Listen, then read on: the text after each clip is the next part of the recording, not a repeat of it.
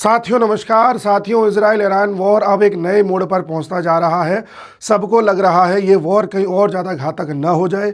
कई लोगों का कहना है कहीं न्यूक्लियर अटैक तक ना पहुंच जाए, चाहे छोटे स्केल का न्यूक्लियर अटैक हो, लेकिन हो सकता है। और कई लोगों का कहना ऐसा है कि कहीं भारत को ना घसीट लिया जाए। इन सब के बीच पाकिस्तान ने ईरान से कह दिया है कि भाई देखो, हमारा और सऊदी का एक डिफेंस पैक्ट हो रखा है, कहीं ऐसा ना हो कि हमें भी इसमें इन्वॉल्व होना पड़े। तो ईरान इस बात का ज़रा ध्यान रखना। पाकिस्तान की मैं आपको बात बताता ही हूँ, तू कौन मैं खामखा। तो पिछले 24 घंटे में जो कुछ भी डेवलपमेंट्स हुए हैं, मैं सबको लेकर के एक साथ आपको समझाता हूँ। आप लोग कह रहे होंगे वीडियो लेट क्यों आया। देखो, मैं कोई ये 6-6, 7-7 मिनट की वीडियो बना दूँ 4, इससे अच्छा एक कंप्लीट वीडियो बनाऊंगा जिसमें सारी बातें इंक्लूड करता हूँ और थोड़ा इंतज़ार भी करता हूँ कि ऐसा ना हो कि एक फेक न्यूज़ मैं आपको बता दूँ। तो कई बार फेक न्यूज़ भी हम पे आ सकती है, क्योंकि मैं युद्ध के क्षेत्र में तो हूँ नहीं। जो मेरे सामने सब हो रहा होगा, जो न्यूज़ आ रही होगी वही मैं आपको बता रहा हूँ। बहरहाल, तो हुआ ये है, एक बड़ी न्यूज़ ये आई है कि यूएस ने एक मिसाइल टेस्ट करी है जिसका नाम है मिनटमैन 3। इसको डूम्सडे मिसाइल भी बोलते हैं और न्यूक्लियर केपेबल मिसाइल है। अब आप कहेंगे ये क्या है। ये डूम्सडे शब्द जब भी यूज़ हो तो डूम्सडे शब्द यूएस यूज़ करता है। जैसे डूम्सडे प्लेन, ऐसा प्लेन जो तब निकल के आएगा जब यूएस पर न्यूक्लियर अटैक हो जाएगा। ऐसी डूम्सडे मिसाइल ये तब निकल के आएगी जब यूएस पर न्यूक्लियर अटैक हो जाएगा। और ये इतनी खतरनाक मिसाइल है कि मिनट्स में एक कॉन्टिनेंट से दूसरे कॉन्टिनेंट में पहुंच जाती है। यूएस ने इसको टेस्ट किया है कैलिफोर्निया से, और कैलिफोर्निया से टेस्ट करके इसको, मतलब यूएस इधर पड़ता है तो इधर से आप देखेंगे तो यहाँ पर आपके मार्शल आइलैंड्स हैं, यहाँ पर गिराया है और एक परीक्षण किया है। इस पर यूएस का कहना ये है कि ये परीक्षण हमने ईरान वॉर के मद्देनज़र नहीं किया है, ये एक रेगुलर परीक्षण है, हमने उसी क्रम के अनुसार किया है। पर ऐसा तो हो नहीं सकता।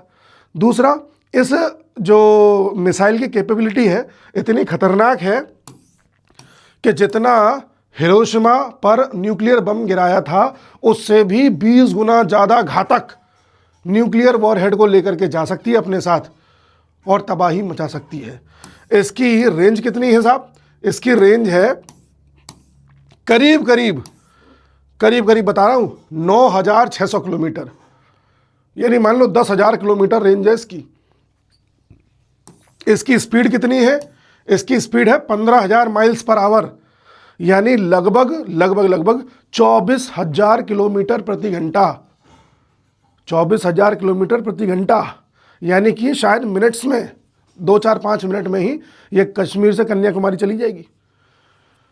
इस गति की जो इनकी मिसाइल है, इसका इन्होंने परीक्षण किया है।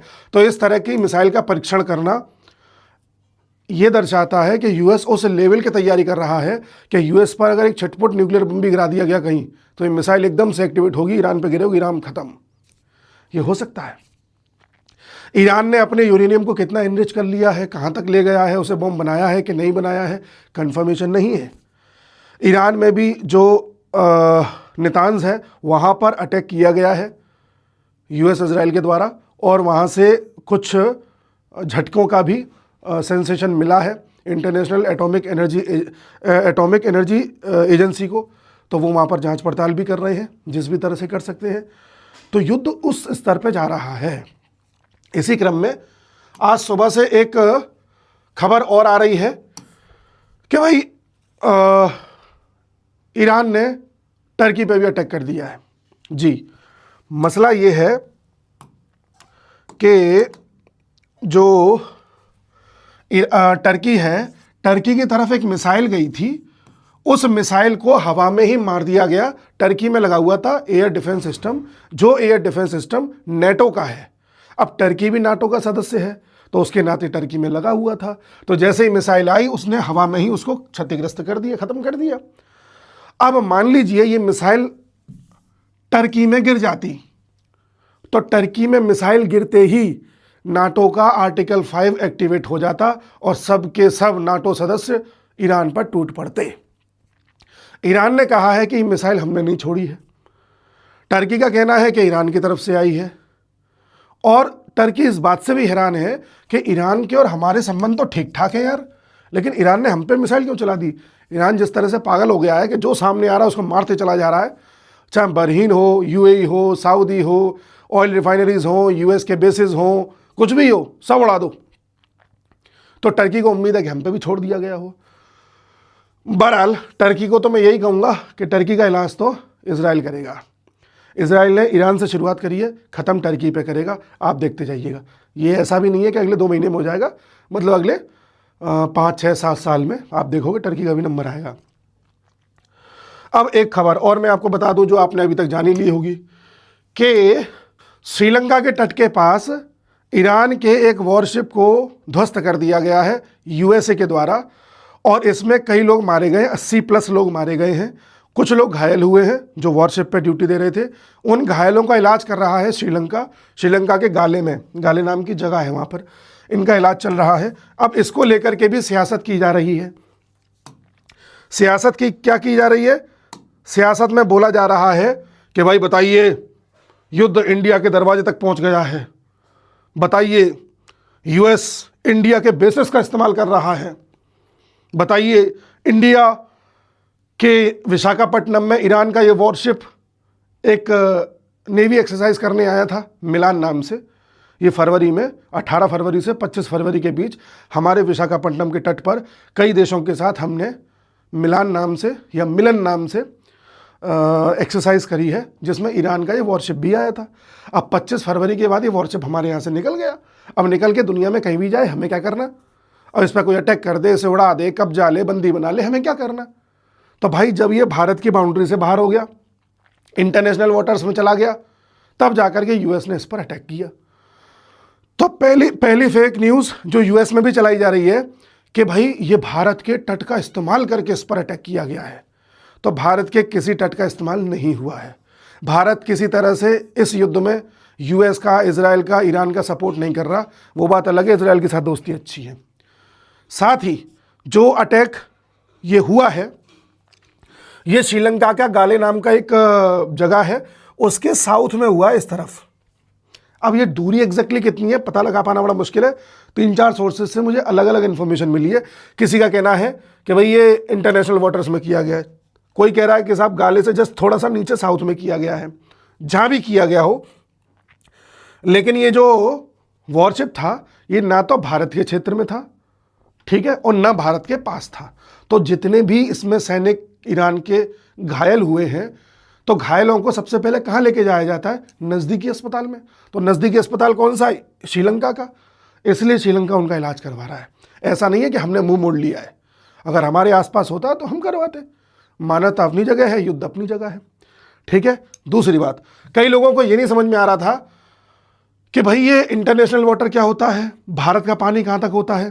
तो देखिए, किसी भी देश में, जैसे भारत की ये बाउंड्री है, भारत की ये बाउंड्री है मान लीजिए, ठीक है, तो यहां तक तो हमारी सीमा है ही। इसके बाहर पानी में भी लगभग 12 नॉटिकल माइल तक पानी में, ये जो मैं एक सेकंड इसका कलर दूसरा ले लेता हूं, पानी में मैंने जो ये वाइट कर दिया, ये 12 नॉटिकल माइल मान लो, है ना, चौड़ाई पट्टी, वाइट वाली पट्टी की चौड़ाई 12 नॉटिकल माइल तक ये पूरा पानी हमारा उसी तरह से क्षेत्र है जैसे हमारा लैंड है। 12 नॉटिकल माइल तक के पानी का हम किसी भी तरह से इस्तेमाल कर सकते हैं। उसमें परिंदा भी पर नहीं मार सकता हमारी मर्जी के बिना। आप कहोगे नॉटिकल माइल क्या होता है? 1 नॉटिकल माइल का मतलब होता है लगभग 1.8 किलोमीटर। समुद्र में दूरी नापी जाती है नॉटिकल माइल से, NAUTICLE, नॉटिकल माइल्स, समुद्री मील। तो लगभग 1.8 किलोमीटर होता है, ठीक है। तो 12 नॉटिकल माइल तक तो पूरा हमारा है। अब 12 के भी आगे बढ़िए, अगले जो 12 हैं, 12 के भी बाहर बढ़ेंगे, तो जो अगले 12 हैं जो नीले रंग से मैं बना रहा हूं, यानी हमारे तट से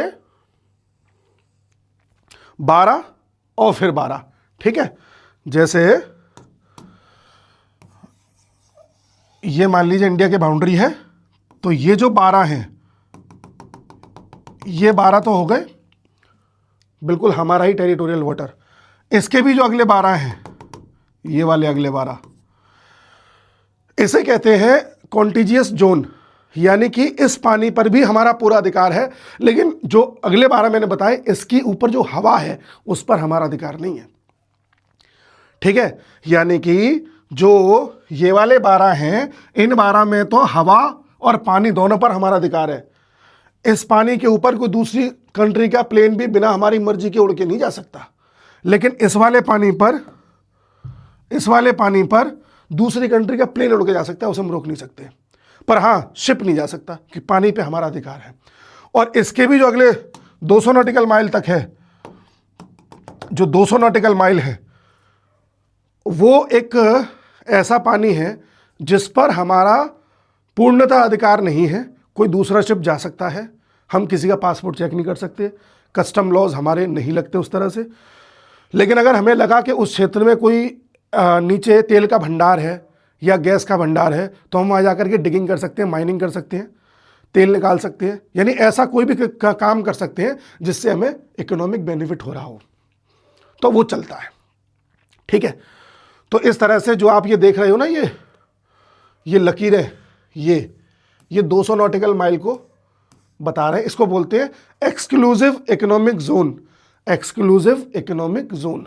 ठीक है, ये अब आपके दिमाग में एक सवाल आएगा कि अच्छा एक बात बताइए, ये श्रीलंका है, ठीक है, ये भारत है, अगर हम 200 नॉटिकल माइल लेते हैं तो ये तो भाई श्रीलंका को ही पार कर जाएगा इस हिसाब से। तो हाँ, इस पर मैं आपको बताता हूं। ऐसी स्थिति में अगर ये भारत हमारा एक देश हो गया, ये कोई दूसरा देश पड़ जाता है, तो जब 200 नॉटिकल माइल ये संभव नहीं है, तो दोनों देशों के बीच में जो पानी है इसको 50-50% बांट लिया जाता है, 50% हमारा, 50% तुम्हारा। समझ गए? तो इस तरह से पानी का बंटवारा किया गया है। एक तरह से एक्सक्लूसिव इकोनॉमिक जोन में अगर कोई जहाज पहुंच जाता है तो मान लिया जाता है कि इंटरनेशनल वाटर में पहुंच चुका है, और उससे बाहर चला जाए तो भाई फिर तो कोई मतलब ही नहीं है। तो जो लोग ये कह रहे हैं कि भारत को संज्ञान लेना चाहिए था, वो भारत का मेहमान था ईरान, भारत को बचाना चाहिए था, हमारा मेहमान था जब तक हमारे घर में था, हमारा मेहमान था जब तक हम उसे गेट तक छोड़ने गए थे। चलो, हमारा मेहमान था जब तक हमारे गेट के सामने वाली जो सड़क है उस पर खड़ा हुआ था, मान लिया। लेकिन जब हमारी कॉलोनी से ही बाहर चला गया, थोड़ा दूर चला गया, किसी दूसरी कॉलोनी को भी पार कर गया, तो हमें क्या करना, अब उसके साथ क्या हो। तो इस दृष्टिकोण से ईरान को हम बचाने नहीं गए और ना ही हम उसमें बीच में कूदे। ठीक है, अब आते हैं अगली खबर पे। अगली खबर है वही जो मैंने आपको बताया था, पाकिस्तान का। पाकिस्तान ने संकेत दिया है कि हमें भी युद्ध में कूदना पड़ सकता है ईरान, क्योंकि हमने और सऊदी ने पैक्ट किया हुआ है डिफेंस का। ईरान ने कहा अच्छा तुम कूदोगे, वेरी गुड वेरी गुड। तो ये कहाँ से कूदोगे, सऊदी से कूदोगे या बगल से कूदोगे? नहीं, हमें जहाँ से कहा जाएगा हम कूदेंगे। ओ ऐसे कहा जाएगा, ठीक ठीक, गुड गुड गुड। चलिए देखते हैं। तो पाकिस्तान और सऊदी का जो डिफेंस पैक्ट है, इस पर आप याद कीजिए, मैंने आपको कई बार बताया था। अच्छा, एक चीज़ मैं आपको बताऊं, उस पर पाकिस्तान में आने से पहले एक चीज़ और बता दूं। ये बताया गया था कि जो ईरान का वॉरशिप है ये यूएस की सबमरीन द्वारा उड़ाया गया। सबमरीन से टॉर्पेडो ने निकल के उड़ाया है। कई लोग समझ नहीं पा रहे टॉर्पेडो क्या होता है। टॉर्पेडो मान लीजिए सबमरीन से या शिप से निकलने वाली मिसाइल जिसका आकार कुछ इस तरह का होता है, सिगार जैसा, ये टॉर्पेडो कहलाती है। इस टॉर्पेडो से ही जो वॉरशिप है ईरान का उसे उड़ाया गया था। वर्ल्ड वॉर सेकंड के बाद पहली बार सबमरीन से अटैक करके इस तरह से वॉरशिप उड़ाया गया है। यूएस इस बात को कह रहा है। ठीक है, मेरे साथ समस्या ऐसी हो गई है, कई दिन से गला खराब था, गला थोड़ा थोड़ा ठीक हुआ तो जुकाम इतना तगड़ा हुआ कि फिर जुकाम से ख़राब होने वाला जो गला है वो हो गया। अब वो भी चलो ठीक हो रहा था, तो आज खांसी इतनी हो गई है कि मुझसे 30 सेकंड बोलता हूँ, फिर खांसी जैसा आता है तो थोड़ा अजीब सा हो जाता है, बट थोड़ा अरेंज कर लेना है ना। तो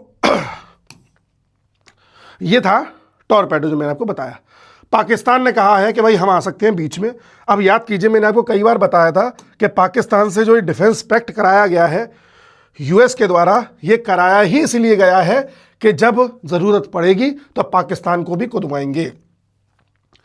ठीक है, अब धीरे धीरे देखना, अगर यूएस को लगेगा कि ईरान के साथ लड़ने में ये मामला ज़्यादा खिंच रहा है, ख़त्म नहीं होने का नाम ले रहा युद्ध, ये रशिया यूक्रेन जैसी स्थिति ना हो जाए, तो मैं आपको बता दूं, अमेरिका लंबा युद्ध नहीं कर सकता, उसके पास इतना फंड अभी है नहीं। उसके गवर्नर समय समय पर इस तरह का बयान देते रहते हैं। तो अमेरिका क्या करता है, अच्छा उस पर फंड हो भी तब भी क्या करता है अमेरिका, जब उसे लगता है कि मामला लंबा खिंच रहा है, तब वो अकेला नहीं जाता, फिर अपने साथ कईयों को लेके जाता है। कह रहे भाई यूके तुम भी आ जाओ, फ्रांस तुम भी आ जाओ, तुम सब नेटो वाले हो ना, आ जाओ आ जाओ आ जाओ आ जाओ। ये 30-35 देशों को साथ ले जाके फिर लड़ता है युद्ध को, दूसरों को भेजता है। याद कीजिए गल्फ वॉर 1988 से 90 के बीच, तो वो सिचुएशन भी बनती दिखाई दे रही है। तो पहले तो बड़े बड़े लोगों को बुलाता है यूएस, जैसे यूके को बोल दिया, फ्रांस को बोल दिया, इटली को बोल दिया, ऑस्ट्रेलिया को बोल दिया। फिर जब भीड़ बढ़ानी होती है तो कुछ भीड़ वाले देशों को भी बुला लेता है, जैसे सऊदी से कुछ कह दिया, इराक से कह दिया, सीरिया से कह दिया, तो भीड़ यहाँ से बुला ली। फिर जब जानवर चाहिए होते हैं, जैसे कुत्ते वुत्ते चाहिए होते हैं, तो फिर जैसे पाकिस्तान से बुला लिया। इस तरह से भी होता है। तो ये सब अरेंज कर रहा है, भीड़ भी अरेंज कर रहा है, वेपन्स भी अरेंज कर रहा है यूएस, और कुत्ते भी अरेंज कर रहा है। तो इसलिए ये पाकिस्तान की तरफ से आवाज़ आई थी कि हम भी युद्ध में आ सकते हैं, तो पाकिस्तान किसी डिफेंस पैक्ट की वजह से युद्ध में नहीं आएगा। पाकिस्तान के सैनिक अगर जाएंगे सऊदी, ये सैनिकों को कहीं भी लगाएगा कोई भी, तो वो सिर्फ और सिर्फ यूएस के कहने पर ही लगाया जाएगा। पाकिस्तान इंतजार कर रहा है यूएस के इशारे का, ठीक है ना, उस इशारे पर पाकिस्तान नाचेगा। डिफेंस पैक्ट किया होता चाहे न किया होता, यूएस जो कहता पाकिस्तान वही करता। ठीक, तो देख लीजिए पिछले साल सितंबर में इन दोनों का पैक्ट, और धीरे धीरे फिर जो सिचुएशंस बनती गई सब इसलिए थी ताकि ईरान को घिरा जा सके। ईरान में काम आएगा पाकिस्तान, और पाकिस्तान से यूएस अभी भी इसलिए बना के चल रहा है कि यूएस में एक तो डोनाल्ड ट्रंप की फैमिली ने पाकिस्तान में इन्वेस्टमेंट किया हुआ है, वो तो चलो वैसे भी इन्वेस्टमेंट तो कहीं भी कर लेंगे।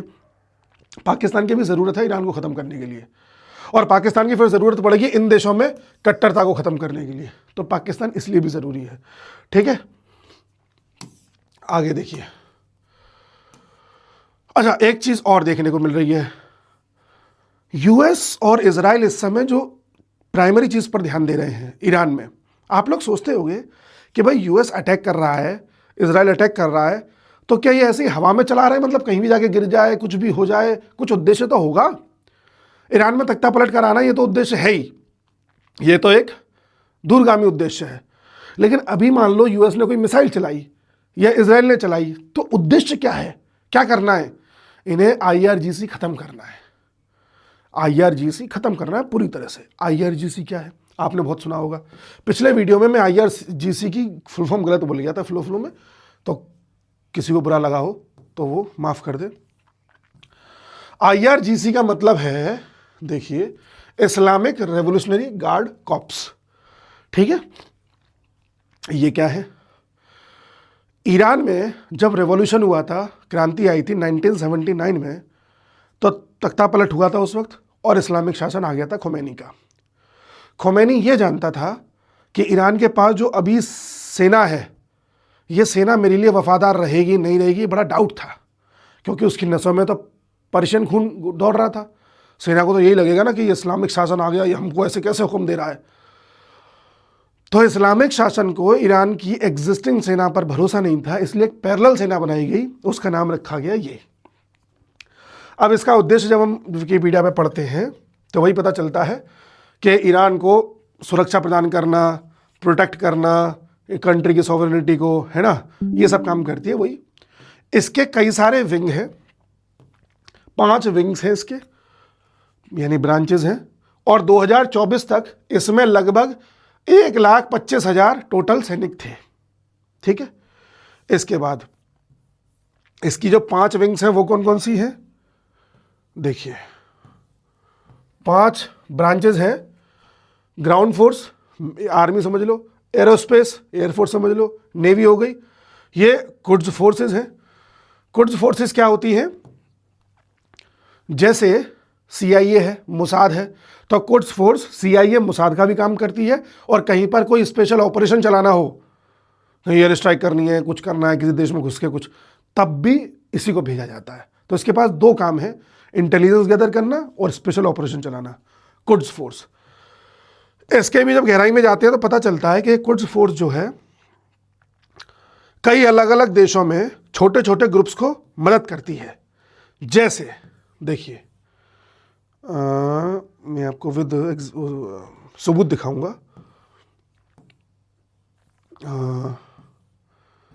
देखिए देखिए, हिजबुल्लाह को, हमास को, फिलिस्तीनियन इस्लामिक जिहाद को, हूती को, इन सभी को ये सपोर्ट करती है और इराक, सीरिया, अफगानिस्तान में जितने भी शिया मिलिटेंट्स हैं उनको भी मदद करती है।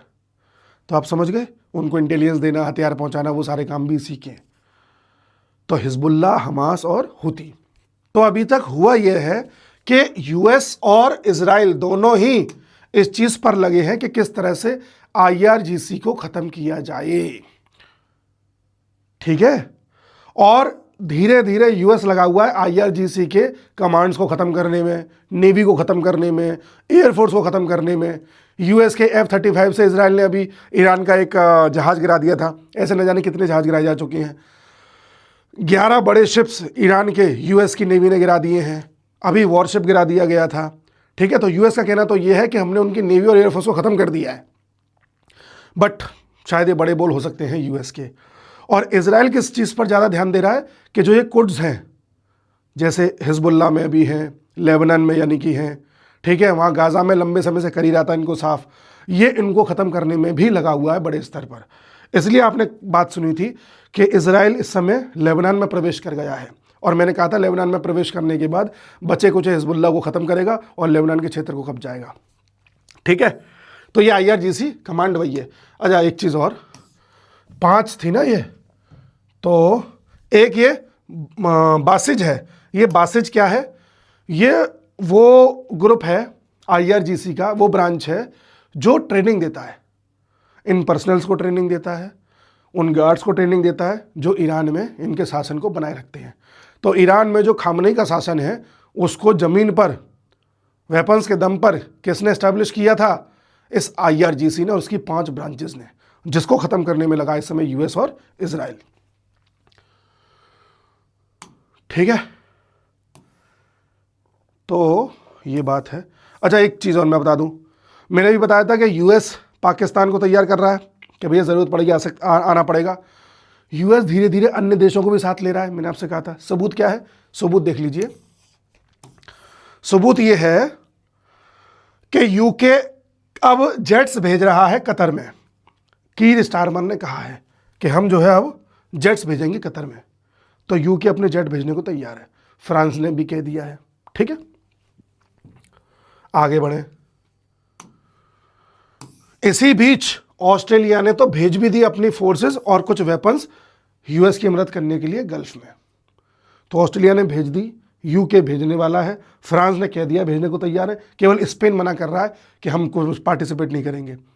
पर इनके मना में भी कुछ नहीं, कभी भी बदल जाते हैं। याद कीजिए, यूएस कितना कह रहा था कि यहाँ पर जो डिगो गार्सिया है उसे यूके को मॉरिशस को वापस नहीं लौटाना चाहिए, यूके को चाहिए कि उसे अपने पास रखे।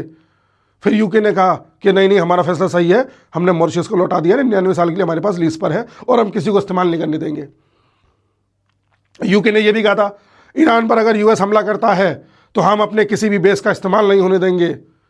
और अभी जो ईरान का वॉरशिप उड़ाया है सबमरीन से, वो कहाँ से हिट करी है? डिगो गार्सिया से निकल के आगे बढ़ी और फिर हिट करी है, उसी डिगो गार्सिया थे। तो इसलिए यूरोपियंस पर ज़्यादा भरोसा नहीं करना चाहिए। इसलिए जो स्पेन भी कह रहा है, कोई हैरानी नहीं होगी कि उसके सुर भी बदल जाए। तो ऑस्ट्रेलिया ने भेज दिया। अब देखिए इंडिया का मास्टर स्ट्रोक। इंडिया ने खामनेई की मृत्यु पर एक शब्द नहीं बोला अभी तक। मैंने इस पर एक रील भी बना के अपने इंस्टाग्राम पर डाली थी कि खामनेई ने हमारे सीए का विरोध किया, हमारे कश्मीरी मुसलमानों का विरोध किया। मतलब विरोध इन द सेंस, उनके पक्ष में खड़े होकर ऐसे दर्शाते थे खामनेई जैसे उनके साथ कितना गलत हो रहा है। धारा 370 में बदलाव किया गया, उसका विरोध किया। ऑपरेशन सिंदूर में कहीं ना कहीं पाकिस्तान के साथ खड़े हुए नजर से आ रहे थे। इसलिए भारत क्यों करता खामनेई की मृत्यु का विरोध? और खामनेई कौन से किसी वैसे पद पे थे कि राष्ट्रपति थे, पीएम थे या कोई कॉन्स्टिट्यूशनल पद पे थे? तो अभी तक तो भारत शांत था। फिर भारत को एक चीज समझ में आई। भारत को लगा कि भाई ये जो स्ट्रेट ऑफ हॉर्मुज है, ईरान कहता है कि हमने इसे ब्लॉक कर दिया, किसी भी शिप को नहीं निकलने देंगे। फिर आज सुबह खबर आई कि ईरान ने कहा है केवल चाइना का शिप निकल सकता है और कोई नहीं निकलेगा। फिर एक 2 घंटे पहले खबर आई थी कि ईरान ने कहा है कि यहाँ से ऐसा कोई शिप नहीं निकलने देंगे या ऐसी किसी कंट्री का शिप नहीं निकलने देंगे जो यूएस को, मिडिल ईस्ट को या यूरोप को सपोर्ट करती हो। यानी धीरे धीरे अब ये कुछ रिलैक्सेशन दे रहा है। भारत के बारे में भी स्पष्ट नहीं हुआ है। भारत को क्या करना है कि भारत के इस समय कई सारे टैंकर्स जाते हैं इस तरफ, और नेवी भी हमारी कई जगह है, तो नेवी से हमें प्रॉब्लम वो नहीं है, नेवी तो इतनी सक्षम है हमारी कि अपने आप निपट लेगी। बट जो प्राइवेट टैंकर्स जाते हैं उस पर लगभग 75,000 पर्सनल्स ड्यूटी के रूप में भी काम कर रहे हैं। तो भारत को उन 75,000 पर्सनल्स को बचाना है और सेफली इंडिया लाना है। मान लो किसी हमारे शिप पर अटैक हो गया, गलती से कुछ भी हो गया, तो हमें उनको सेफली बचाना है। और भारत को कोशिश ये भी करनी है कि भारत की जो तेल और गैस की सप्लाई थी वो भी बाधित ना हो। तो यार हमें अगर थोड़ा सा फेवर मिल जाए तो हम अपनी तेल और गैस की आपूर्ति भी कर लेंगे और अपने लोगों को भी बचा लेंगे। तो ऐसी स्थिति में हमें कुछ तो ऐसा करना पड़ेगा कि ईरान को ये लगे कि हम भाई हैं तुम्हारी तरफ, थोड़ा थोड़ा हम भी हैं। तो एक डिप्लोमेसी के तहत भारत ने क्या किया, हमारे जो फॉरेन सेक्रेटरी हैं यानी कि जयशंकर साहब को जो असिस्ट करते हैं, विक्रम मिस्री साहब, इनको भेजा भारत में ही ईरान की एम्बेसी में, और वहाँ जाके एक शोक संदेश ये व्यक्त करके आए और वहाँ पर लिख के भी आए कि हमें बड़ा दुख है कि खामनेई साहब चले गए। इससे एक डिप्लोमेसी क्रिएट होती है। अगर ऐसा करने से हमारे काम बन जाते हैं तो क्या बुराई है। तो ये एक बड़ा स्ट्रोक है, मास्टर स्ट्रोक है जो भारत ने खेला है। ठीक है, तो उम्मीद है मैं इस वीडियो के माध्यम से आपको समझा पाया हूँगा। अब मैं एक वीडियो डालूंगा पॉलिटिकल अफेयर्स इनसाइट्स पर, जिस पर ये बताऊंगा कि किस तरह से नीतीश कुमार अब सीएम की कुर्सी से हट गए और राज्यसभा में जाने वाले हैं। बिहार के पॉलिटिक्स पर चर्चा करूंगा, बिहार के गवर्नर ने, बंगाल के गवर्नर ने इस्तीफा दे दिया, उस पर चर्चा करूंगा। तो ये पॉलिटिकल अफेयर्स पर मैं करने जा रहा हूँ। और जो उसको सब्सक्राइब किए हुए हैं उनको पता है कि बिहार के इलेक्शन से पहले ही मैंने कह दिया था कि बनेंगे तो सीएम नीतीश कुमार ही, लेकिन 6 महीने के अंदर अंदर पद से हट जाएंगे और खुद हटेंगे, और खुद ही हटे हैं। तो उसको भी आप देखिएगा। पॉलिटिकल अफेयर्स इनसाइट्स को सब्सक्राइब कर लीजिएगा। हमारा इंस्टाग्राम चैनल है अंकित दुबे जी, सर्च करेंगे मिल जाएगा, उसे फॉलो कर लीजिएगा। फेसबुक को कर लीजिएगा, ट्विटर को कर लीजिएगा, ज़िंदगी अफेयर्स इनसाइट्स कर लीजिएगा। जो हो पाए हमारे लिए कर पाइएगा तो वो कीजिएगा। और ये वर्ल्ड अफेयर्स इनसाइट्स को ज़्यादा से ज़्यादा थोड़ा फैलाइए, क्योंकि इसके सब्सक्राइबर बड़े रुक गए हैं। तो मैं कभी सब्सक्राइब करने को कहता नहीं हूँ, पर हर जना आप में से अगर किसी एक से भी सब्सक्राइब करवाएगा तो कुछ तो फ़र्क पड़ेगा। मिलते हैं, नमस्कार।